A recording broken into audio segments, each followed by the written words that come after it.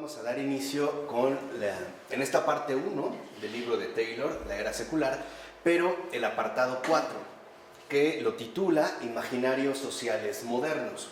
Es, digamos, el avance, ¿no?, ya en el texto que hemos nosotros venido estudiando ya desde hace un primer momento. Entonces, lo primero que expone Taylor es la cuestión del orden moral moderno. Es, digamos, como un contexto muy general que él va a desarrollar para que podamos ir siguiendo finalmente lo que dijimos, la cuestión de la fe, ¿no? El cómo llegamos a la experiencia de fe contemporánea. Y lo primero que nos dice, apelando al orden moral moderno, es que en el siglo XVII surge una nueva perspectiva del orden moral.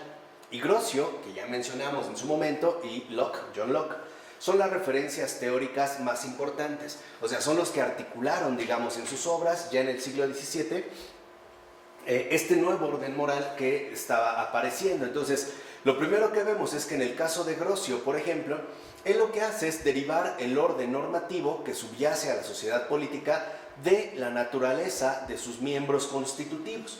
O sea, Grocio ahora, para, digamos, articular este nuevo orden moral, lo va a hacer a partir de la referencia a los miembros constitutivos de la sociedad política, en pocas palabras, a los propios individuos, ¿no? ¿Qué es lo que define a grandes rasgos Grocio? Que los seres humanos son agentes racionales. Eso en un primer momento que ya se venía destacando, lo vimos en ocasiones anteriores. Además que son sociables, o sea que se reúnen, digamos, para dar pie a una sociedad de convivencia, ¿no? Lo que podríamos llamar una sociedad política. Y también dice que estos seres humanos colaboran en la paz para su mutuo beneficio, ¿no? Iremos viendo que aquí la palabra clave es el mutuo beneficio, ¿no? Sería, digamos, lo que le va a ir dando fuerza a esta formulación. Esta idea, que comenzó en el siglo XVII, ha pasado a dominar cada vez más nuestro pensamiento político y la forma en que imaginamos nuestra misma sociedad. Por eso, para Taylor, es tan importante el hablar de los imaginarios, ¿no? No es el momento de definirlo, Taylor lo hará más adelante, pero solo a grandes rasgos podemos decir que un imaginario es la manera en la cual nosotros, sin una teoría plenamente acabada, imaginamos cómo son las cosas o cómo funcionarían. Es parte, digamos, de nuestro trasfondo ordinario. Lo que sí es cierto, y menciona Taylor, es que esta idea, el hecho de que somos seres racionales, sociables, que nos reunimos en un determinado grupo o sociedad para obtener un mutuo beneficio y con ello contraer la paz, ha pasado a formar parte precisamente de la manera en la que imaginamos nuestra misma sociedad, ¿no? O la forma en la cual suponemos que la sociedad existe. Esta forma conlleva una cierta concepción del orden moral, es decir, que algo nos dice acerca de cómo deberíamos vivir en sociedad. Y esto es, digamos, como uno de los rasgos centrales. Esta nueva idea de orden moral involucra el que se nos diga cómo es que deberíamos vivir en sociedad, ¿no? Hay un replanteamiento de la vivencia social. Entonces, el primer paso es que dentro de nuestro imaginario, que empieza a surgir ya en este momento, nos menciona que el cuadro de la sociedad, para empezar, se compone de individuos. Es, digamos, una suma de partes individuales, ¿no? Es un grupo de individuos que se reúnen bajo ciertas condiciones geográficas, locales, espaciales, temporales, y dan pie con ello a un grupo mayor que llamamos sociedad, y que precisamente este grupo de individuos se reúnen para formar una entidad política sobre el trasfondo de cierto contexto moral preexistente y con ciertos fines a la vista, ¿no? O sea, ya hay, digamos, algo dado, este cierto contexto moral preexistente con la finalidad de alcanzar determinados objetivos. El principal, como Taylor lo mencionó hace un momento, es la cuestión del beneficio mutuo. En este caso, por ejemplo, en esta idea que empieza a tomar fuerza ya en el siglo XVII y que ha pasado a formar parte de nuestro imaginario, aquí el contexto moral consiste en derechos naturales, ¿no? O sea, se supone que cada uno de nosotros ya posee ciertos derechos naturales, ¿no? Por naturaleza tenemos ciertos derechos. Por ejemplo, al grado de hoy llegar a mencionar que tenemos derecho a la vida, derecho a la seguridad, derecho al bienestar o a la educación, etc. Pero sobre todo un derecho, por ejemplo, natural a la vida, ¿no? Ese es el contexto. Y estos individuos ya tienen ciertas obligaciones morales para con los demás. O sea, ya hay, digamos, una cierta red de vínculos morales que nos permiten vincularnos unos a otros bajo la forma de una entidad política, bajo una sociedad. Y los fines buscados, en último término, son ciertas ventajas comunes, en este caso de beneficio mutuo, de las cuales la seguridad es la más importante. ¿No? Se empieza a destacar que, en pocas palabras, nos juntamos dentro o conformamos una sociedad como individuos para garantizar nuestra propia seguridad. Y no olvidemos que estas teorías aparecen como respuestas al desorden nacional e internacional que acarrearon las guerras religiosas. Estamos hablando de las guerras que surgieron a partir de la Reforma Protestante y todos los desórdenes que se estaban viviendo, especialmente en Europa, ¿no? A partir de el enfrentamiento entre estas confesiones, donde quizá la que resultaría ser más llamativa sería una revuelta fuerte en Inglaterra, en 1688, que de hecho se puede considerar la primera revolución moderna, antes o casi un siglo antes que la Revolución Francesa. ¿Por qué? Porque está basada en este contexto. El hecho de que poseemos ciertos derechos naturales, nos relacionamos para obtener un beneficio mutuo, ¿no? Sacar ventaja, dentro de las cuales la principal es garantizar precisamente la seguridad. Esta sigue siendo justamente una idea dominante en nuestro mundo contemporáneo. Si vemos los discursos políticos actuales de los presidentes a lo mejor más célebres, veremos que uno de los temas centrales que mencionan repetidamente es la cuestión de la seguridad, ¿no? Se habla, por ejemplo, de seguridad internacional o seguridad local, o vemos cómo hay ciertos operativos, por ejemplo, en un aeropuerto, para garantizar la seguridad de todos los pasajeros y apelando sobre todo a la posible amenaza de un ataque terrorista. No, lo que me interesa es que la supuesta seguridad que estamos buscando es lo que ha venido a servir como una especie de motor para que permanezcamos juntos unos con otros, ¿no? Entonces, lo que vemos es que la idea subyacente de un orden moral pone de relieve los derechos y las obligaciones que tenemos como individuos respecto de los demás, incluso antes o fuera del vínculo político. Podemos decir que estos derechos y estas obligaciones es el tipo de relación moral que mantenemos unos con otros, incluso antes de llegar a conformar una sociedad política, ¿no? Una sociedad, digamos, ya establecida en cuanto tal. Por ejemplo, el respetar la propiedad de los demás, el no atentar contra la vida de la gente con la que nos rodea, etcétera, etcétera, ¿no? Y en este caso, lo llamativo es que ahora las obligaciones políticas son consideradas como una extensión o una aplicación de esos lazos morales más fundamentales. Podemos decir que la política, en ese sentido, aparece como una extensión de nuestros vínculos morales principales o iniciales, ¿no? Sería ya, digamos, como el llevar a un orden legal lo que moralmente ya se ha establecido. Por ejemplo, el hecho de que la convivencia humana esté regida por un cierto tipo de reglas, llamémosle reglas de convivencia, las cuales después se van a formular a través de una especie de constitución, ¿no? o una especie de reglamento político para garantizar la convivencia de todos los individuos, ¿no? Entonces, lo llamativo es que la idea subyacente de que la sociedad existe para el beneficio mutuo de los individuos y para la defensa de sus derechos adquiere una importancia cada vez mayor a partir del siglo XVII e incluso va a pasar a ser la perspectiva dominante, ¿no? Hoy lo vemos como incluso se habla ya con más énfasis de la cuestión de los derechos de los niños o la gente por lo regular habla de que posee ciertos derechos, los cuales busca defender y precisamente, aquí aparece la defensa, ¿no? Pasan a ocupar como un lugar primordial dentro de su propia identidad política, ¿no? En pocas palabras, hoy la gente está convencida de que nada ni nadie, al menos en teoría, puede atentar contra sus derechos fundamentales, ¿no? Podríamos decir contra sus derechos naturales, derecho a la libertad o a la libertad de expresión, el derecho al libre pensamiento, etcétera, ¿no? Y esta idea se convierte en la doctrina por excelencia de la soberanía popular bajo la que vivimos actualmente. Desde ahí viene, o sea, la soberanía popular que considera que de entrada ya poseemos un orden moral previo que nos garantiza nuestra reunión como sociedad.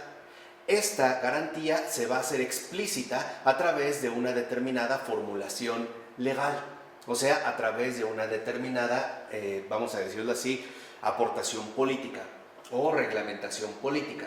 Hoy podemos ver códigos penales, por ejemplo, que tratan de dar, por decirlo así, forma a este tipo de condicionamientos morales que de hecho ya poseemos.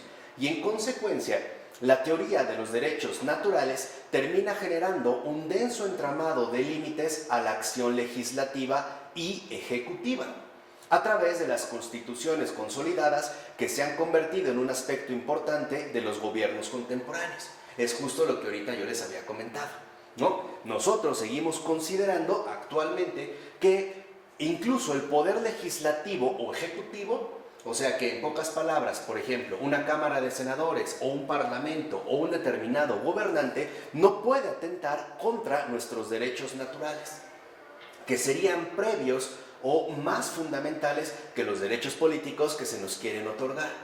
Precisamente que se hayan ya dado la elaboración de las primeras constituciones en cuanto tales son supuestamente para garantizar estos derechos naturales. Por ejemplo, hoy vemos que un país que busca invadir o atacar a otro, ¿no?, lo hará hablando de ciertos temas que no atentan contra los derechos naturales de la gente. Por ejemplo, el hecho de que no se mate o no se agreda a civiles, a mujeres, a niños principalmente, o personas de edad avanzada, ¿no? Se consideraría, digamos, como que las constituciones, en este caso, deben resguardar, proteger e incluso fomentar la aparición de estos derechos naturales, ¿no? Por decirlo de otra manera más breve. Dentro de esta nueva concepción, la moral aparece como un núcleo central que debe de ser resguardado y protegido por la política, ¿no? Antes que agentes políticos, somos seres morales, ¿no? Tenemos ya un código de convivencia. Ahora bien, el discurso moderno de la ley natural comenzó en un nicho bastante especializado, ¿no? Comienza en realidad a partir de pocos intelectuales. Este discurso de la ley natural les aportó a los filósofos y teóricos del derecho, ahorita vamos a hablar por qué del derecho, un lenguaje con el cual hablar de la legitimidad de los gobiernos y de las reglas de la guerra y la paz, que no son otra cosa más que las doctrinas incipientes del derecho internacional moderno.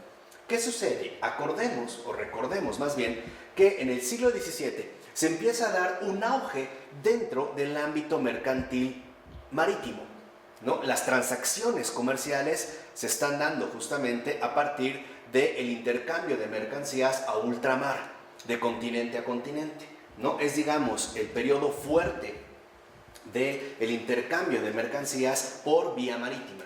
¿Esto qué trajo consigo?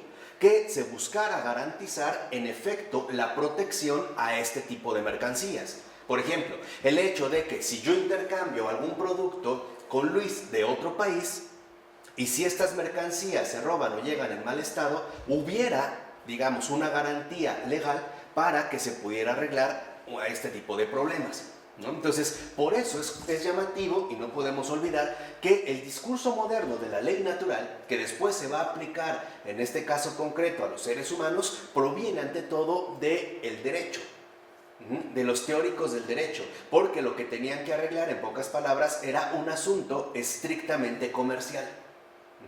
De ahí pues que viéramos, por ejemplo, que se elaboraran teorías, ¿no?, legales relacionadas con el derecho para fomentar la protección y garantizar el buen intercambio comercial que se estaba dando en este caso entre diversos países. ¿Vale? ¿Vamos de acuerdo? ¿Estamos bien? Y esto, sobre todo, iba a conllevar el hecho de que a partir de esta teoría del derecho también se pudiera entonces dar un paso más y hablar o, digamos, proponer qué tan legítimo sería un gobierno. ¿Y qué es lo que le iba a dar legitimidad a un gobierno? el hecho de que respetara la ley natural, o sea, los derechos naturales de los individuos, lo cual va a conllevar también que se estipularan nuevas reglas con respecto a la cuestión de la guerra y la paz. Veremos cómo, por ejemplo, hay momentos donde, en el caso de la Primera y la Segunda Guerra Mundial, al entrar en un determinado conflicto bélico, los países pueden romper cualquier tipo de relación que tengan, e incluso ante un conflicto que no sea abiertamente bélico, sino por presión política. Por ejemplo, cancelando la exportación o la importación de algún tipo de producto, ¿no? Se empiezan, digamos, a delinear nuevas formas de relacionarse unos países con otros. Pero, como dice Taylor, lo más importante para nuestra vida actual es el hecho de que esta idea del orden, o sea, moral, se ha vuelto cada vez más central en nuestras nociones de sociedad y organización política, llegando a convertirse, a través de varias reformulaciones, en parte integral de nuestro imaginario social. Es decir, de la forma en que nuestros contemporáneos imaginan las sociedades que habitan y sostienen. Y es verdad, ¿no? Hoy prácticamente todos nosotros ya tenemos una cierta imagen de cómo se debe desarrollar una determinada sociedad.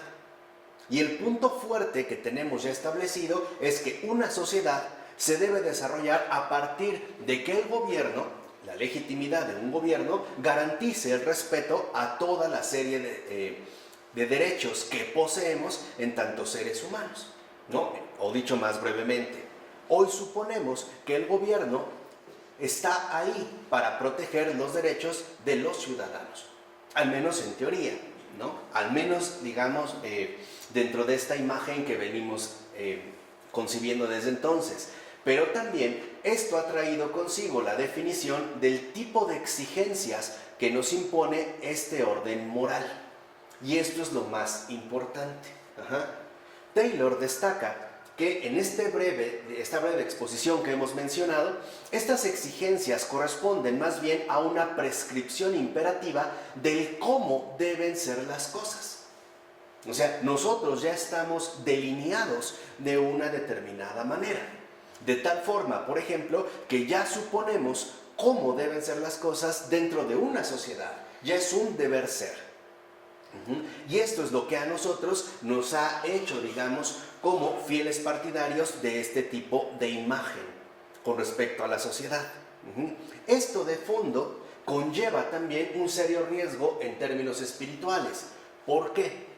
Porque la gracia del Señor siempre involucra un desafío a nuestras propias prescripciones imperativas. Dicho de otra manera, la gracia del Señor, la providencia de Dios, siempre involucra abrir caminos nuevos de libertad. Y esto en gran medida implica romper con esta prescripción del cómo deben ser las cosas. Recordemos, por ejemplo, la parábola del buen samaritano. Si este samaritano se hubiera quedado apegado a la prescripción imperativa de la ley, que para él rige, ¿no?, como la manera en la cual deben ser las cosas, nunca se hubiera detenido a ayudar a, en este caso, a un judío, por ejemplo. No hubiera mantenido ningún tipo de relación. Entonces, esto es vital para que nosotros podamos ver el por qué a veces hemos ya caído en una especie de rigidez inaceptable. Sobre todo, dijimos, tratándose de la cuestión de la experiencia de la fe. Dicho de otra forma, lo que queremos es recuperar la autenticidad de la experiencia cristiana, ¿no? La autenticidad de la vivencia de Cristo, del Evangelio. Y esto involucra derribar fronteras, no establecer prescripciones imperativas. Involucra aperturas, involucra, podemos decir, catolicidad. Y no, en este caso, limitación. Entonces, esto es parte también de lo que a nosotros ya nos viene dominando desde hace mucho. El hecho de que suponemos una línea clara del cómo deben ser las cosas, ¿no? Sobre todo que deben ser, por ejemplo, de esta manera y de esta otra. Y esto nos ha ido, digamos, cerrando la posibilidad de acceder a realidades distintas. Por ejemplo, incluso dentro de nuestro imaginario, el reconocer la realidad de lo sobrenatural. Hoy para muchos de nosotros sabemos que las cosas solo deben ser de una cierta manera. Por ejemplo, de la manera en la cual la ciencia o el naturalismo nos puede llegar a exponer las diversas cuestiones. Dicho de otra manera, esto es también lo que nos ha impedido el volvernos a relacionar con ámbitos diferentes a los que hemos ido estableciendo o a los que han quedado establecidos ya desde este momento, ¿no? Desde este siglo XVII. Y esta prescripción fue considerada desde el comienzo en su vinculación con el aquí y ahora. ¿Qué quiere decir? Que esta prescripción era ante todo de tipo secular. Recuerden que en este sentido de lo secular se refiere al hecho de que nos limitamos a un aquí y ahora, sin ningún tipo de referencia o afán de trascendencia que nos lleve más allá de nuestro entorno inmediato. Entonces, esta es algo muy diferente a lo que ocurría, por ejemplo, en el caso del ideal medieval cristiano, ¿no? Donde el orden, o sea, la comunidad de todos los santos, es decir, de todos los salvados o redimidos, solamente aparecerá al final y el cumplimiento de los tiempos. Y mientras tanto, hay que vivir en un mundo problemático que se aparta notablemente de dicho orden de santidad-redención. En pocas palabras, en el ideal medieval cristiano estaba clarísimo que la salvación, en cuanto tal, no era algo que iba a darse aquí y ahora. Más bien quedaba relegada, digamos así, ¿no?, en una tensión escatológica hacia lo que hemos llamado el final de los tiempos. Y mientras habría que vivir, ¿no?, lo más cristianamente posible, puesto que el mundo se aparta notablemente de esta indicación, ¿no? O por decirlo de otra forma, en el ideal medieval cristiano, en la Edad Media, ¿no?, se tenía una noción clara de que la auténtica felicidad, la auténtica redención, la plenitud de la vida humana no era para aquí. En todo caso, vendría más allá, después de este mundo. Ahora, esto no implicaba que entonces nos teníamos que quedar de brazos cruzados en el mundo. No, involucraba tomar una postura fija en el mundo que invitara, por así decirlo, a la salvación a acercarse, ¿no?, a llegar. Entonces vemos que la concepción del orden moral pasó de ser una pista hermenéutica o guía para comprender la realidad hasta su real y final consumación, a una prescripción imperativa que exige su plena y respectiva realización ya aquí y ahora. ¿Qué quiere decir? Que para nosotros, al parecer, queda muy claro cómo deben ser las cosas aquí y ahora.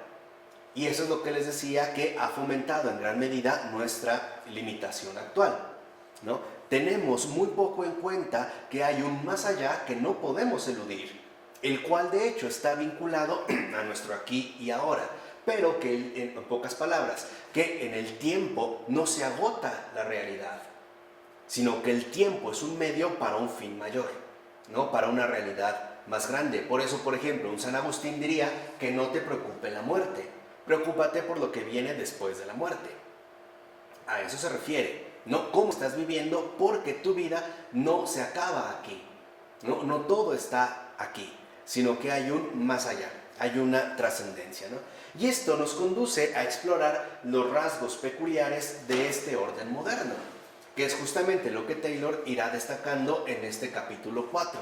Entonces, ciertamente, lo que una concepción del orden moral aporta a una comprensión y aceptación de las normas es, ante todo, una identificación de ciertos rasgos del mundo, o de la acción divina, o de la vida humana que hacen que ciertas normas sean buenas y, hasta cierto punto, realizables.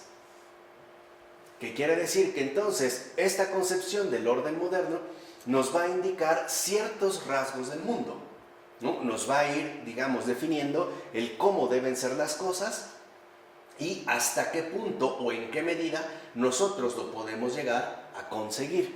Dicho de otra manera, la imagen del orden moral no solo entraña una definición de lo que está bien, sino que además sugiere el contexto en el que tiene sentido luchar y esperar realizar el bien, al menos parcialmente. Entonces, nosotros vemos que dentro de este orden moral no solo se va a definir, por ejemplo, lo que está bien o está mal, sino en qué condiciones o bajo qué circunstancias, es decir, en qué contexto en particular tendría sentido luchar y esperar realizar este bien. Por ejemplo, en este sentido, alguien como Karl Marx sería claramente secular porque para él, por ejemplo, el hecho de que se pudiera dar el paso a la superación del capitalismo involucraba alcanzar ciertas condiciones histórico-materiales muy específicas. Por ejemplo, un hiperdesarrollo del capitalismo para que el proletariado pudiera alcanzar finalmente su sublevación, ¿no? Se pudiera sublevar de las condiciones oprimentes en las que de hecho vivía, de acuerdo con Marx. Entonces, para Marx, por ejemplo, el comunismo solamente tiene sentido bajo ese contexto, mientras no. Por eso Marx consideraba que solo los países que en términos del capital estaban más desarrollados serían, en este caso, Inglaterra o Alemania no, porque en ese momento estaba, digamos, bastante retrasada en términos generales, ¿no? Serían los que podrían alcanzar este tipo de realidad, ¿no? Apelando a un cierto contexto. O sea, no solo nos dice este orden moral cómo deben ser las cosas, sino también bajo qué circunstancias se podría llegar a dar. Abre, digamos, un panorama más amplio. Y aquí podemos señalar dos tipos importantes de orden moral premoderno que gradualmente fueron usurpados, desplazados o marginados por la corriente grossiana-lockeana de la ley natural en tanto transición a la modernidad política. Vemos cómo en efecto se va dando esta transición. Y un tipo de este orden premoderno se basa en la idea de la ley de un pueblo que ha regido a este pueblo desde tiempos inmemoriales y que en un sentido lo define precisamente como tal, ¿no? Lo que nosotros podríamos llamar una especie de referencia ancestral, que se puede ver, por ejemplo, en ciertos pueblos muy particulares. Hay una referencia a los ancestros. Es de hecho esta cuestión ancestral de los tiempos inmemoriales el que define al pueblo como lo que es. O sea, el que en último término esta cuestión ancestral y inmemorial le va a dar precisamente su identidad. Y ellos se van a retrotraer a este, digamos, momento inmemorial, ¿no? A este pasado ancestral que los justifica, ¿no? O que incluso también en ese sentido los define. El otro tipo se organiza en torno a la noción de una jerarquía en la sociedad que expresa y corresponde a una jerarquía del cosmos. Entonces, hay, vamos a decirlo así, dos cuestiones premodernas que a partir de las teorías de Grocio y de John Locke se desplazaron o prácticamente se extinguieron, y una es un vínculo con lo pasado. Podemos hablar en este caso de una apelación a la tradición. Y el otro precisamente corresponde al reconocimiento de una jerarquía dentro de la sociedad, que no es inventada, sino que a su vez correspondería con una jerarquía ya dada y presente, sobre todo, por ejemplo, en el cosmos. Podríamos decir que dentro de este segundo tipo, la sociedad posee jerarquías porque emula, de cierta manera, la jerarquía cósmica que impera ya en el universo, ¿no? Habría, digamos, por así decirlo, ciertos niveles. Esto hasta se puede ver, por ejemplo, en la cosmología de Aristóteles, ¿no? Estrella de la luna, los espacios sublunares, el éter, etc. Hay una jerarquía.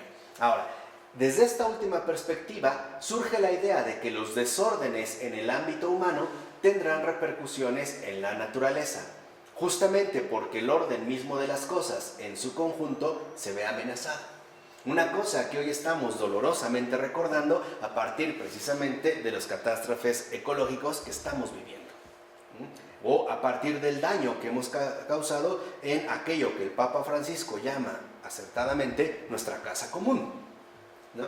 Aquí quedaba claro que si, por ejemplo, se daban desórdenes en el ámbito humano, conflictos, estos van a repercutir dentro de la propia naturaleza, porque formamos un conjunto o universo o cosmos en el cual todo está de alguna manera relacionado con todo.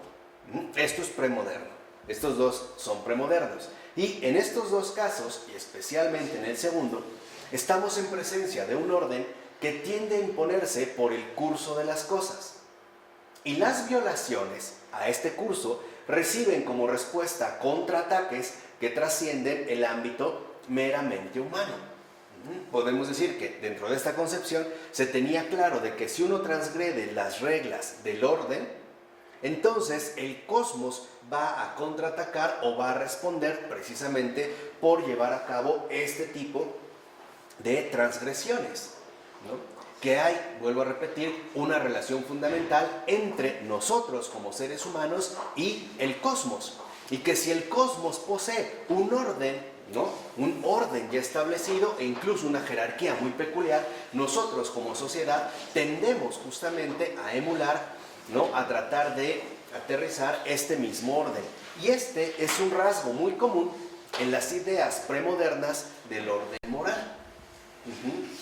Esto es un rasgo muy común, al menos hasta antes de Grosso y Locke, hasta antes del siglo XVII, ese es un rasgo muy común. Se tenía una clara conciencia de que el orden cósmico no puede ser violado sin sufrir graves consecuencias. Claro, ¿no? Se cobraría factura o simple y sencillamente veríamos la respuesta que este orden cósmico tiene al nosotros infringirlo por medio de nuestros desórdenes. Por ejemplo, el filósofo presocrático Anaximandro equipara cualquier desviación del curso de la naturaleza con la injusticia. Vean esta forma. O sea, para él lo justo es el orden que de hecho ya impera dentro del cosmos. Recuerden que para los griegos, lo que nosotros llamamos universo, ellos le llamaban cosmos. Y la palabra cosmos con K involucraba un conjunto que destaca por su orden y por su armonía. Y es justo por este orden y armonía por lo que el cosmos posee medida y belleza. Que esa sí me parece una intuición muy seria de los griegos, ¿no? O sea, había una medida y una belleza. Y es justo este orden y armonía, es decir, esta medida en el cosmos, lo que establece la existencia de la justicia. Por eso un filósofo presocrático como Anaximandro va a equiparar cualquier desviación del curso de la naturaleza con la injusticia y afirma que las cosas que se resisten a ella deben eventualmente, fíjense, pagar mutua pena y retribución por su injusticia según la disposición del tiempo. Se cobraría la factura. Hay un escritor contemporáneo que se llama Stefan Briggs. Él, siguiendo esta línea, aunque digamos en una temática muy contemporánea, nos vuelve a recordar esta cuestión de la injusticia en una novela que se llama El Hacedor de Ángeles, ¿no? El tema central es un médico que está obsesionado con ser el creador de las cosas. Podemos decirlo de esta forma, ¿no? Es alguien que busca jugar a ser Dios. Entonces, a través de todos los avances tecnológicos, busca elaborar, ¿no? Sobre todo en las innovaciones genéticas, busca crear seres vivientes. Y de hecho genera 3. Pero estos 3 terminan siendo monstruos. Y la obsesión de él llega a tal grado que en efecto se empiezan a ver toda la serie de injusticias que su negligencia ha producido. Como hoy lo vemos, por ejemplo, también en gran medida, a través de la invención de un montón de alimentos que perjudican la salud. Y por no respetar lo que otro filósofo contemporáneo como Hans Jonas estableció como el principio de prudencia. Este principio de prudencia lo que viene a decir en resumidas cuentas es: no podemos, ¿no?, dar a la gente algún tipo de producto mientras no se haya comprobado el efecto que produce en 2, 3 y hasta 4 generaciones. O sea, aquí vemos, digamos, este tipo de planteamiento. Entonces, dentro de esta precipitación, tal parece que en efecto se llevan a cabo determinadas injusticias. Esto Anaximandro lo tenía claro. Por su parte, Heráclito, otro filósofo presocrático, habla del orden de las cosas en términos similares cuando afirma, por ejemplo, vean, que si alguna vez el Sol saliera de su órbita, las furias lo apresarían y lo obligarían a volver. En pocas palabras, para la visión premoderna, lo justo es que las cosas mantengan su curso establecido. Esa es la justicia. La injusticia es alterar este orden natural de las cosas. Si ahorita aparecieran estos filósofos presocráticos, las ciudades modernas serían los grandes centros de la injusticia, porque son lugares donde, por ejemplo, la noche ya no es noche. Estamos iluminados prácticamente todo el tiempo, ¿no? Ya no hay, digamos, momento a veces de día y de noche. Hoy se habla de ciudades que nunca descansan, ¿no? Las grandes urbes internacionales, y buscamos incluso alterar el curso establecido de las cosas a través de las represas, el crear lagos artificiales, el formar playas artificiales dentro de las ciudades, islas artificiales, surimi de imitación de cangrejo. O sea, pareciera que estamos buscando, ¿no?, justo lo contrario.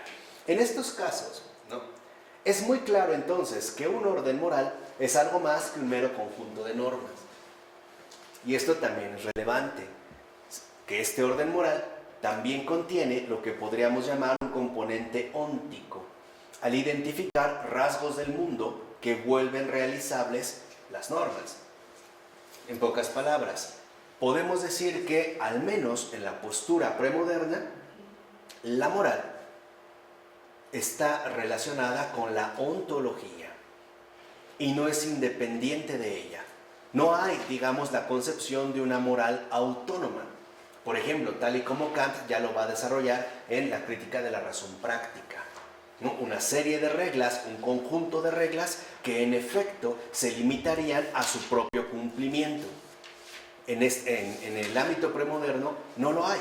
Por ejemplo, si mencionamos el caso del Antiguo Testamento, es interesante reflexionar un poco acerca de cuál es la importancia que tiene la ley.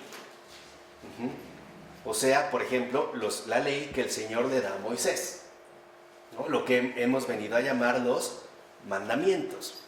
Pero cuando hoy hablamos de mandamientos, lo pensamos como un conjunto de reglas morales, ¿no? Como aquello que nos dice, por ejemplo, ciertas prohibiciones. No matarás, no esto, no el otro, no aquello, esto sí, esto no, bla, bla. Pero no se trata de eso. La ley que el Señor le da a Moisés no es un código moral. Si por moral entendemos únicamente unas reglas que humanamente se deben respetar, es más bien la posibilidad de que puedan acceder a la auténtica justicia. Y la justicia, lo justo, es cumplir con la voluntad del Señor.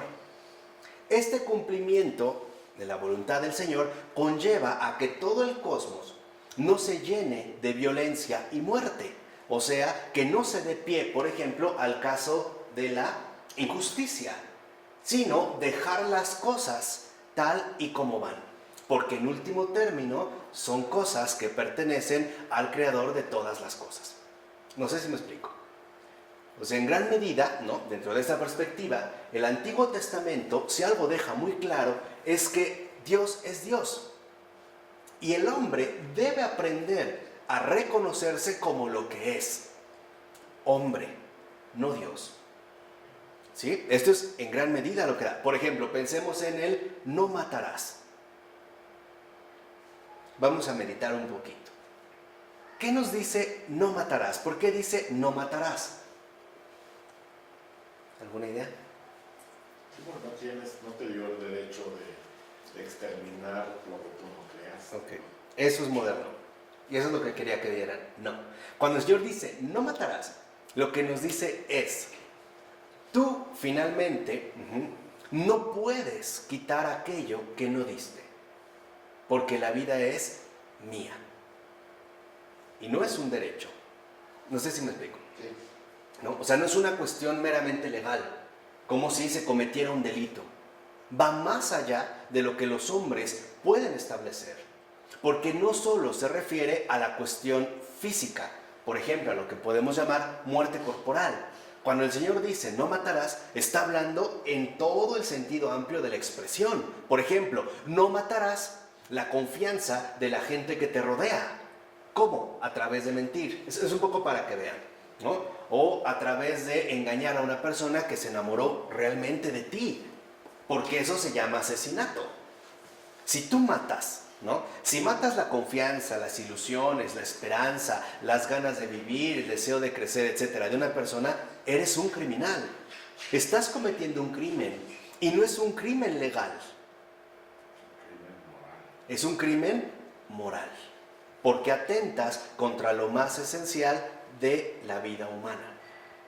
Por eso lo vemos. O sea, el punto es que en el caso del Antiguo Testamento hay este rasgo, definición de el cómo son las cosas.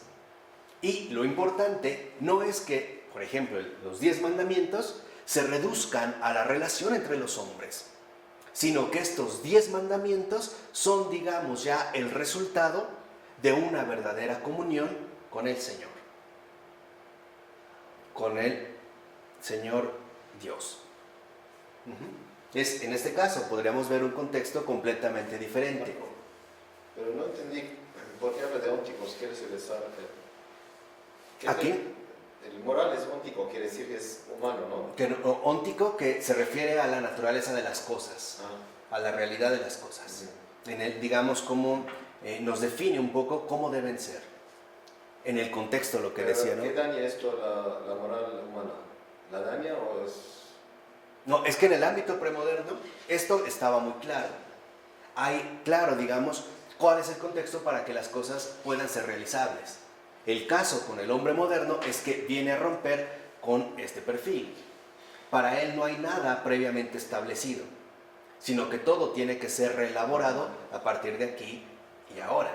Y todo se va a definir en nuestro mutuo beneficio, en nuestra convivencia, vamos a decirlo así, humana. Esa es la diferencia. Por eso dice Taylor que la idealización moderna del orden se aparta radicalmente de esto. Si hemos visto en este primer momento lo premoderno, veremos que esta idealización moderna se aparta de manera radical, porque el principio normativo básico es en verdad que los miembros de la sociedad satisfacen las necesidades de los demás y se ayudan mutuamente. Voy a poner una imagen un poco rústica, ¿no? Pero un poco la idea, que la idealización es que nos juntamos para ayudarnos mutuamente. Por ejemplo, que nos reunimos porque si yo soy zapatero, pues los voy a beneficiar haciendo zapatos. Y entonces Malú va a hacer roscas y Claudio va a hacer carpintería. Y entonces Luis va a hacer esto y el otro. Entonces nos reunimos para hacer una serie de intercambios beneficiosos unos con otros. Dicho de otra manera, por eso les expliqué lo del lenguaje del derecho. Se empieza a pensar la sociedad como un comercio. Se empieza poco a poco a perfilar la concepción de la sociedad como un comercio beneficioso de unos con respecto a otros. Esto es lo moderno. Antes no se tenía, digamos, esta concepción.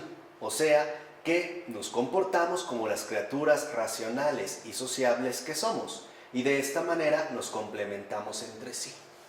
Ya hay, lo que les decía, una prescripción imperativa del cómo deben ser las cosas. Entonces, si tú realmente, ¿no?, quieres formar parte de la sociedad, entonces tienes que entrar dentro de este modelo estipulado.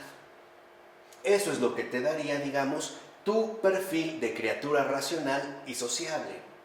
Si tú lo rompes, entonces no eres ni racional ni sociable. Estarías, en último término, excluido de esta congregación humana. Quedarías, en pocas palabras, fuera de esta sociedad. Digamos, dentro de la prescripción. Ahora, la diferencia funcional que necesitan asumir estas criaturas para hacerlo de la manera más efectiva no está dotada de ningún valor esencial. Es adventicio y potencialmente mudable. Incluso en algunos casos puede llegar a ser meramente temporal. O sea, en pocas palabras, que si las cualidades es el hecho de que nos reunimos para satisfacer nuestras necesidades y obtener mutuos beneficios, estos beneficios no necesariamente van a estar basados, por ejemplo, en la virtud. Pueden estar basados, en este caso, en la astucia e incluso en la posible malicia de una persona para aportar ciertos beneficios. De hecho, en gran medida es lo que hoy podemos llegar a ver cuando gente, digamos, pobre, especialmente de las zonas no urbanas, de provincias, agradecen a un narcotraficante que les haya pavimentado el pueblo, les haya puesto luz, les haya dado canchas, porque lo vemos como una aportación de beneficios. Y estos beneficios, como son mutuos, entonces a cambio el narcotraficante puede recibir protección de parte de ellos mismos, ¿no? El hecho de que si lo quieren llevar, a lo mejor el pueblo mismo ataca a la policía para que no se lo lleven. Entonces, si lo ven, y esto es lo que quiere destacar Taylor, es que estos supuestos beneficios no están basados en la cuestión de la virtud. Pueden estar basados en cualquier otro tipo de aspecto que puede ser incluso mudable, ¿no? Dependiendo de las conveniencias en una determinada circunstancia. Entonces, de una manera u otra, el orden moderno no le da estatus ontológico a la jerarquía o a ninguna estructura particular de diferenciación. Por ejemplo, en el caso moderno, donde los gobernados pueden llegar a ser igualmente gobernantes. No hay orden, porque acuérdense que una de las ideas fuerza o motrices que han tenido como más empuje a partir de la modernidad es la noción de igualdad, donde suponemos que todos somos iguales, al grado de que hoy vemos cómo puede uno postularse como un candidato independiente a ocupar la presidencia de un determinado país, por lo menos de un país que se denomine a sí mismo democrático, ¿no? Y liberal. Todos, en teoría, tendríamos la posibilidad, incluso en una boleta o en un acta de votación, uno puede postularse como candidato, ¿no? Voto por mí mismo. Esto es parte, digamos, de los derechos que se nos han dado. Antes esto no era así. Es tanto como si, llevándolo al orden del cosmos, supusiéramos que una estrella puede llegar a ser un sol. ¿Sí me explico? Para el orden premoderno, esto simple y sencillamente no podía ser. El hecho de que se quisiera realizar sería, en todo caso, un acto de injusticia. Entonces, en otras palabras, el punto básico del nuevo orden nominativo era el respeto mutuo y el servicio mutuo de los individuos que componen la sociedad. Esta era, digamos, la columna vertebral del nuevo orden moral moderno, de este orden moral que en efecto empieza a adoptar la modernidad. ¿Qué significa, en pocas palabras, el respeto mutuo y el servicio mutuo? No te metas conmigo y quiero obtener beneficios, conveniencias. Claro, aquí está formulado en términos más elegantes, pero el propósito es este. Cuando se habla de respeto mutuo, sabemos que se está hablando sobre todo del respeto a lo que se va a llamar la propiedad privada. El hecho de que no se metan contigo, no te perjudiquen y que más bien te beneficien a través del servicio mutuo, ¿no? Entonces, las verdaderas estructuras estaban destinadas a esos fines de mutuo beneficio y eran juzgadas instrumentalmente con estos criterios. ¿Qué nos puede favorecer mutuamente? Pues a lo mejor el auge comercial. Esto nos permite entender un fenómeno histórico tan peculiar como la revolución industrial. ¿Por qué va a tener tanta fuerza la revolución industrial? Porque el hecho de que se emplee la máquina como un medio para elaboración de mercancías involucraba el crecimiento bastante amplio de beneficios mutuos. Produzco más, gano más. Y los demás también se pueden ver beneficiados al, por ejemplo, poder acceder a mayor cantidad de mercancías, ¿no? En un caso muy simple, si antes de la máquina, ¿no?, para elaborar un par de zapatos se tardaban 15 o 20 días, ahora los podían hacer en 2 o 3 horas. Entonces se empiezan a elaborar, digamos, estos mecanismos. Todo lo que no genere aparentemente un mutuo beneficio empezará poco a poco a quedar relegado, ¿no? Al grado de que hoy atravesamos, al parecer, una dolorosa extinción de los poetas.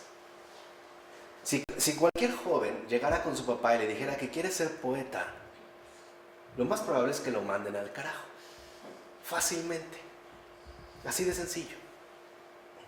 O si él quiere ser realmente pintor, pero me voy al caso de los poetas, que han sido como los más golpeados, o filósofo, no encajan dentro de este esquema.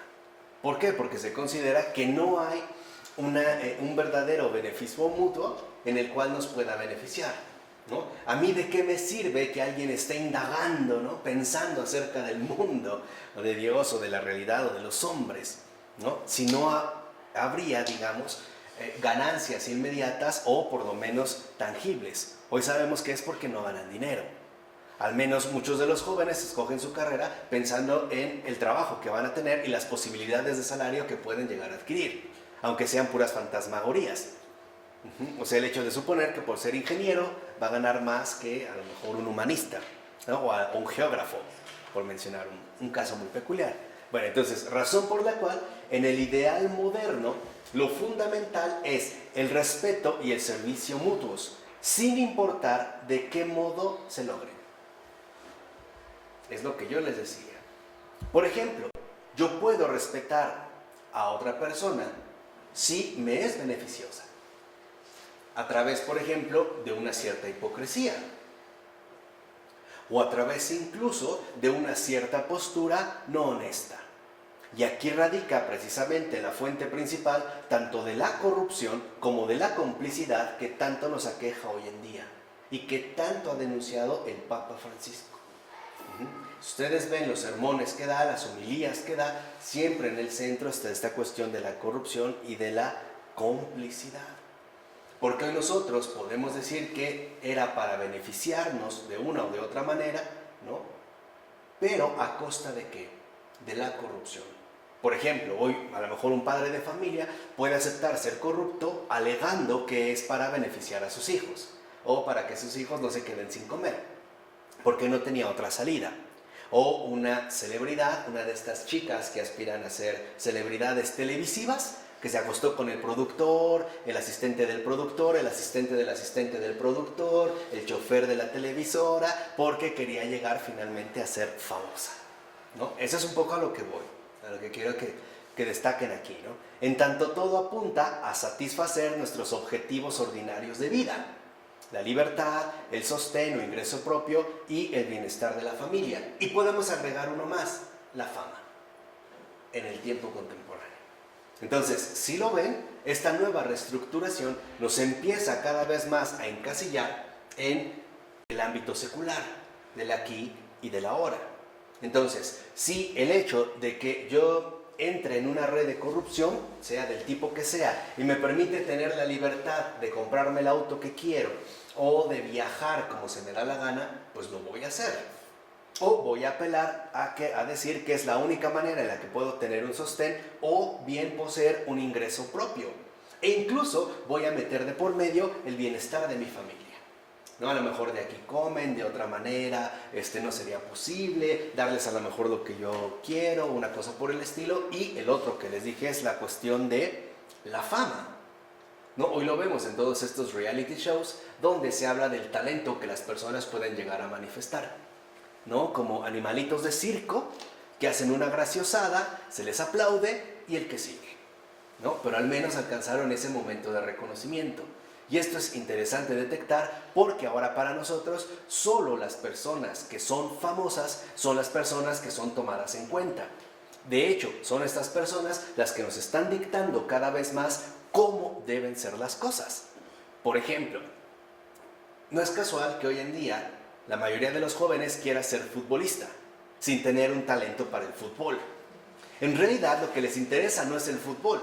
Les interesan los coches superdeportivos que traen los futbolistas, o las supermodelos con las que andan, o los yates en los que aparecen, o etcétera, etcétera, etcétera, etcétera, ¿no? O sea, todo esto ya nos va dando, digamos, una cierta imagen de cómo debieran ser las cosas, ¿no? Porque son, digamos, en este caso, los más televisados, ¿no? Y debido a que este tipo moderno de organización es meramente instrumental, o sea, lo único que se busca es obtener el mayor beneficio, se ha dejado de lado cada vez más la excelencia de la virtud. Es lo que yo les decía. Hoy hay mucha gente que es ultramillonaria, pero no por ser virtuosos, sino por ser corruptos, a costa de perjudicar a miles e incluso millones de personas. Entonces, si lo ven, hoy el verdadero crecimiento dentro de este perfil moderno no necesariamente va a ir de la mano de la excelencia de la virtud, sino más bien se va a hablar precisamente de la seguridad y la prosperidad que son ahora los dos objetivos principales de la sociedad organizada. O sea, se supone que ahora una sociedad organizada precisamente se organiza para obtener seguridad y prosperidad. ¿Sí lo ven? Son, digamos, como las dos piernas en las cuales camina o medio camina la sociedad contemporánea, ¿no? Siempre se habla de seguridad. Los presidentes siempre hablan de mayor seguridad, que van a combatir fuertemente o duramente, ¿no? Sin contemplación alguna contra el crimen organizado, ¿no? Que se va a acabar con el crimen, que la delincuencia o los terroristas, porque esto es parte de lo que les queda como recurso para sustentar su supuesta legitimidad, a partir de prometer que un país sea más seguro. Y también más seguro, por ejemplo, en términos económicos, que es lo que conllevaría justamente la cuestión de la prosperidad.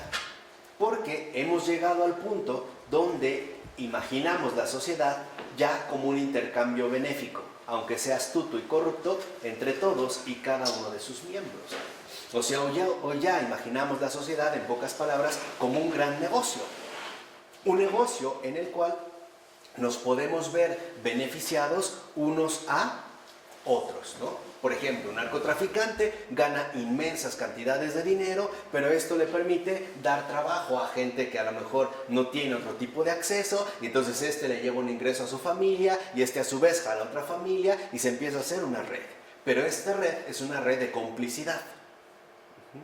Y es, en pocas palabras, una red de complicidad que de fondo está basada en la corrupción y no en la virtud.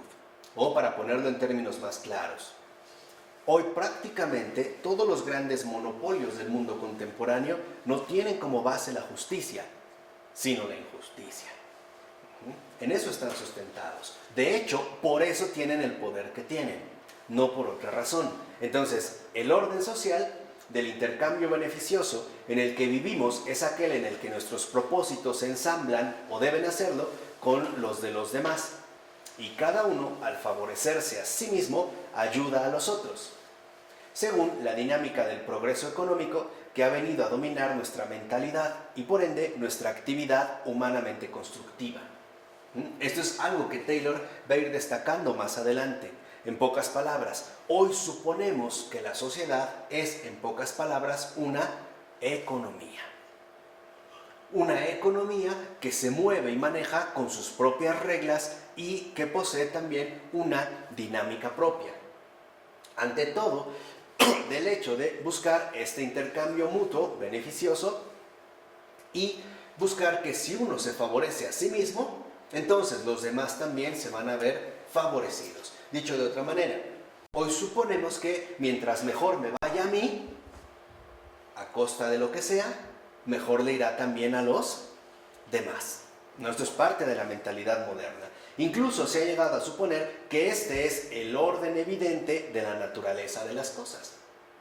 Por ejemplo, si un jovencito empieza a coquetear con el narcotráfico o ámbitos fuertes de corrupción y ya llegó con su carro, ya le compró a su mamá la lavadora, ya está apoyando a sus hermanos, entonces la propia familia considera que esto es algo aceptable, porque así deben ser las cosas. Esa es parte de la naturaleza de las cosas. Claro, hay riesgos, pero a lo mejor no nos quedó de otra, ¿vale? Empezamos a ir sobre esta línea, ¿no? Entonces, esta evidencia nos viene dada por los dictámenes de la razón, que incluso es capaz de comunicarnos los propósitos de Dios. Vean aquí, también se va a vincular, en el caso de Grocio y John Locke, con los propósitos de Dios, entre los cuales el más importante es el de preservarnos a nosotros mismos. Yo no sé de dónde lo sacaron, pero acuérdense que eran protestantes. E incluso nos invita a llevar a cabo una lucha por conquistar dicha preservación. Por ejemplo, dice John Locke, vean que va a ser tan influyente en la configuración de nuestra sociedad contemporánea. Dice, puesto que Dios creó al hombre y sembró en él, como en todos los otros animales, un fuerte deseo de autopreservación, y dispuso en el mundo cuanto fuere menester para su alimentación, su vestimenta y otras necesidades durante algún tiempo sobre la faz de la tierra, vean ya algo llamativo, destaca 3 cosas primordiales para el ser humano: alimentación, vestimenta y otras necesidades. No vida espiritual, no gracia, no espíritu. Bien cerquita de las tentaciones que Satanás le pone a Jesús en el desierto. Por ahí va, ¿no? Dice, es decir, que esa pieza curiosa y maravillosa de la creación no debe perecer nuevamente por obra de su propia negligencia o de la no satisfacción de sus necesidades. Dios le habló, es decir, lo condujo mediante sus sentidos y su razón hacia el uso de aquellas cosas que eran apropiadas para su subsistencia y se las dio como medio para su preservación. Pues en la medida en que el fuerte deseo de preservar su vida y su ser fue sembrado en él como un principio de acción de Dios mismo, la razón, que era la voz de Dios en él, no pudo sino enseñarle y asegurarse que al perseguir esa inclinación natural, él debía preservar su ser, seguía la voluntad de su Creador. Entonces, este pasaje, que me parece en John Locke, y que también va a hablar del cristianismo, es muy revelador porque ahora vemos cómo también se empieza a hablar incluso en nombre de Dios, diciendo que es Dios el que ha puesto, digamos, en el hombre este afán de preservación, ¿no? El preservarse a sí mismo. Podemos decir que tal parece que entonces Jesús no pronunció bien la parábola. En el caso de John Locke no se trata de que si el grano de trigo cae en tierra y no muere, sino que el grano de trigo cae en tierra y realmente no muera nunca. Se preserve a sí mismo. Aquí hay como una inversión curiosa. Entonces, nuestra vida y la de todos los demás deben ser preservadas. Ahora, deben ser preservadas ¿a qué costa? ¿A qué costo? ¿O bajo qué circunstancias? A través, por ejemplo, de la astucia. Incluso tal parece que John Locke lo que está diciendo es que el hombre que no prospera es un tonto, ¿no? Sería presa, en pocas palabras, de la negligencia. Aquel que opte por seguir consejos evangélicos, como por ejemplo la castidad, la pobreza, la obediencia, es un tonto, porque no apela a la satisfacción de sus necesidades. No se autoafirma a sí mismo. Entonces vemos cómo en este caso, en John Locke, el motor fuerte de este nuevo orden es la autoafirmación, que tanto combatió Pavel Florensky, por ejemplo, y en general todos los católicos contemporáneos. Pero su estilo es muy engañoso porque Claro. aparentemente se ve muy bueno, pero es un veneno mortal. Sí, claro. Por eso lo estamos exponiendo aquí. Porque hoy hay mucha gente que dice, es que es bueno y Dios lo dio para eso, ¿no? Es algo que debemos de aprovechar y para eso lo dio y tal. Sí, pero lo estamos leyendo de manera torcida. Lo estamos leyendo como un afán meramente de preservación. Entonces, de manera similar, por ejemplo, John Locke sostiene que Dios nos dio las facultades de la razón y la disciplina para que pudiéramos acometer la tarea de preservarnos de la manera más efectiva posible. Hoy lo podemos ver como este principio lockeano se podría reformular de la siguiente manera. Hoy lo importante es tener éxito,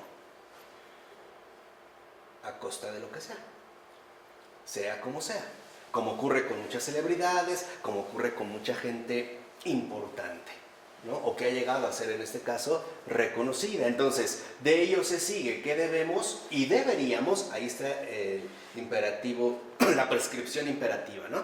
El cómo deben ser las cosas, deberíamos ser industriosos y racionales, es decir, productivos y beneficiosos, según la ética de la disciplina y el progreso tanto material como económico. Esto es ahora el motor. Entonces, en efecto, todo lo que tenga que ver con lo espiritual ya no tiene cabida. Por eso, dentro de esta perspectiva, por ejemplo, los monjes son vistos como unos holgazanes. Además, como unos irracionales. ¿Por qué irracionales? Porque no entran a formar parte de la dinámica de la producción y el beneficio mutuo. O sea, porque no entran en la corriente del progreso tanto material como económico, que es lo que va a definir precisamente el perfil de una sociedad política. De hecho, los ven como flojos, Sí, claro. como gente flojo que no sirve para nada. Lo mismo pasa con los poetas, los filósofos, los verdaderos escritores, etc. ¿Por qué? Porque no hay una producción ni material ni económica. Entonces podemos observar hasta qué punto la formulación de John Locke considera el servicio mutuo en términos de un intercambio provechoso de preservación, que de hecho, según él, coincide supuestamente con el plan de Dios. Ese es el plan de Dios. Para John Locke y para muchos otros también, el plan de Dios es que entremos a formar parte de un intercambio provechoso de preservación. Dijimos, la preservación que debe de estar garantizado por dos factores: la seguridad y el beneficio. Entonces, en este caso, la actividad económica, es decir, la actividad ordenada, pacífica, productiva, se ha convertido en el modelo básico para ordenar el comportamiento humano. Y es en lo que nosotros ya estamos insertos. Seguimos, digamos, la estela de John Locke. Seguimos pensando, en pocas palabras, que esta actividad económica es la única manera de garantizar la seguridad y el beneficio en tanto individuos, ¿no? Vamos a decirlo así, beneficiarnos mutuamente. Por eso nos puede llegar a molestar un indigente o un pobre, porque no trabaja, porque no es provechoso, porque no forma parte de esta actividad ordenada y que aparte nos va a llevar a mantener la paz, ¿no? Se quiere establecer a la economía como el sostén o la garantía de una convivencia pacífica. Y además, hemos llegado a suponer que la actividad económica es ya la clave esencial de una coexistencia social armoniosa en tanto intercambio provechoso de intereses, por supuesto económicos, a pesar de la corrupción que esto pueda generar, que es aquello de lo cual, en efecto, John Locke no habla. Acuérdese que ya en el siglo XVII, Inglaterra empieza a despuntar como un país literalmente industrial, ¿no? Ahí se va a dar la revolución industrial. ¿Qué está haciendo John Locke? Está proponiendo que el modelo británico de crecimiento económico es aquello que puede garantizar la coexistencia pacífica, no solo dentro de los individuos en sí, sino también en este caso de las naciones entre sí. Mientras más productivas, entonces, mientras más económicas, sería entonces una sociedad más ordenada, más pacífica y más productiva. Se empieza a emplear el modelo económico como la guía para moldear la sociedad. Ahora bien, esta idealización estaba desfasada, al menos al principio, de la forma real en que de hecho se desarrollaban las cosas, y por lo tanto del imaginario social efectivo en casi todos los niveles de la sociedad. Ahí hay un desfase. Se propone una idealización, una especie de empresa enteramente feliz, cuyos empleados, ¿no?, cuyos individuos productivos conviven de manera pacífica. Entonces, aquellos que primero adoptaron esta teoría no lograron ver su aplicación en una serie de áreas que hoy nos parecen obvias. De hecho, en un mundo tan lleno de indigencia e inseguridad, de escasez siempre amenazante, las reglas de la familia y la comunidad, es decir, reglas de complementariedad, parecían ser la única garantía real y efectiva de supervivencia. ¿Qué quiere decir? Que con el modelo que nos está presentando John Locke, lo que parecía despuntar es precisamente el individualismo. ¿Y por qué era tan importante el individualismo? Porque es la base central del liberalismo.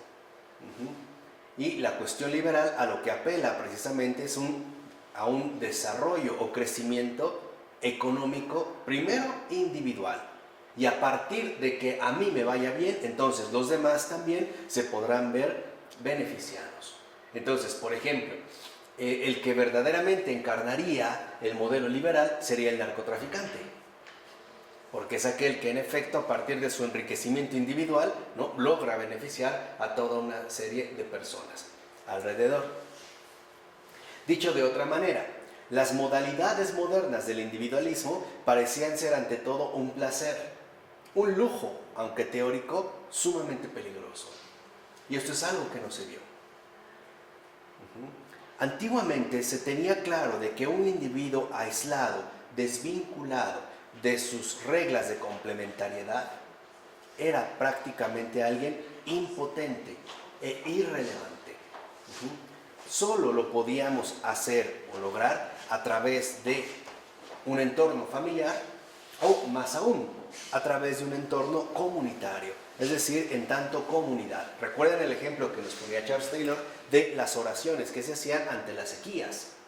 No va el sacerdote solo a orar, va toda la comunidad a acompañarlo, porque el acto religioso en sí es un acto comunitario, es un acto donde interviene una comunidad. Dicho de otra forma, en el ideal premoderno, si alguien decía yo puedo solo, se reían de él. Estaba claro que no era así. Hoy sí, hoy está, es más, no solo estamos convencidos de que esto es posible, estamos convencidos de que así deben ser las cosas y de que así precisamente deberían de ser las cosas. Por ejemplo, en el ámbito estadounidense, tan curioso en su desarrollo social que ha tenido, hay una consigna clara. ¿Qué se espera de los hijos? Que se independicen lo más pronto posible, o sea, a la edad de 18 años. Bye bye. Se tienen que ir de su casa. El salirse de casa involucra que tienen que hacer un camino propio. Este camino propio implica que tienen que ponerse a trabajar, o sea, tienen que entrar a ser miembros del club de Locke. Tienen que ser industriosos, tienen que ser laborables, tienen que ser económicamente benéficos. Se espera que esto lo realicen. Si el muchachito da señales de que no se quiere ir, es probable que los papás mismos lo echen fuera, ¿no? Es la manera de obligarlo, es la forma que se espera.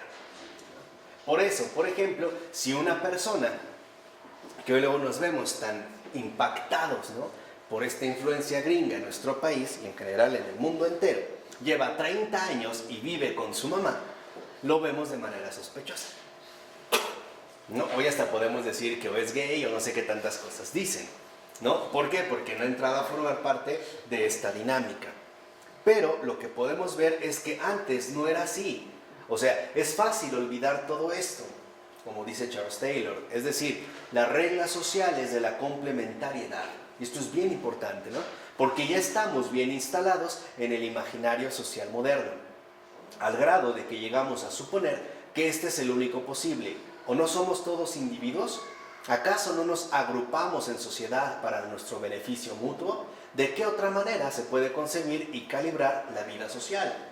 O sea, ya estamos instalados en este imaginario, al grado de que nos es muy difícil, por no decir casi imposible, que las cosas pueden ser, y es más, han sido de otra forma, ¿no? En el caso de las reglas sociales de la complementariedad. Antes, por ejemplo, en la Edad Media, si de repente yo le era infiel a mi esposa, el castigo era un castigo público, vamos a llamarle abierto, ¿no? Yo salía en procesión, a lo mejor con una cierta madera o una cierta máscara, y la gente que rodeaba me podía aventar fruta o comida podrida, o darme una bofetada, o escupirme una patada, o qué sé yo. Y había una razón muy concreta para hacer algo así. El hecho de que yo le fuera infiel a mi esposa no se limita a perjudicar a mi esposa. Son justamente las reglas sociales de la complementariedad las que ponían en evidencia que mi acto no solo la afecta a ella, afecta a los hijos de los demás humanos, afecta a los demás hombres al ponerles un mal ejemplo, y también afecta a las mujeres al, por decirlo así, debilitar la confianza que pueden poner en un varón. ¿Sí me explico? O sea, era todos. No solo era uno, como lo llegamos a suponer. Hoy hay personas, por ejemplo, que pueden atravesar una seria adicción y están convencidas de que es su vida y que esa vida no le afecta a nadie más. Y así te lo dicen, es mi vida. Como si estuvieran aislados, ¿no? Como si no estuviéramos vinculados, nos guste o no, en un entorno mucho más amplio. Entonces, sin embargo, a pesar de ello, dice Taylor, aún nos queda por resolver el problema de cómo inducir o forzar al individuo a ingresar en algún tipo de orden social, y también cómo lograr que se vincule con las reglas y las obedezca. Esto no se ha podido resolver. Porque hoy la gente está convencida, por ejemplo, de que yo hago lo que quiero. La única manera en la que en términos contemporáneos, me parece, se ha logrado más o menos forzar al individuo en ingresar en algún tipo de orden social es a través justamente de las redes sociales. recordándole que puede entrar a formar parte de un cierto grupo, de una red social, de la cual ciertamente de social no tiene nada. Es más bien algo asocial, porque podemos tener un perfil en Facebook, ¿no? Con, no sé, 1000 conocidos, no sé cómo le llaman, invitados, o las personas con las que se unen. Amigos, fíjense, le ponen amigos, ¿no? Para que vean cómo devaluamos todo, ¿no? Tengo 1000 amigos, pero de estos 1000, en realidad conozco a 100, le hablo a 20 y me llevo súper bien con 3, que es mi primo, mi novio y mi hermana, ya, o mi papá, o mi mamá que le obligué a que tuviera Facebook. Esa es mi red. Pero esto nos hace creer que entramos a formar parte de un entramado social, algún tipo de orden social. E incluso vemos, por ejemplo, que también hay un esfuerzo por lograr que se cumplan con las reglas, que obedezcamos las reglas, ¿no? Si pones cualquier mensaje obsceno, este va a ser borrado, o incluso ahora la hacen más fácil echándonos a pelear unos con otros. Denúncialo tú.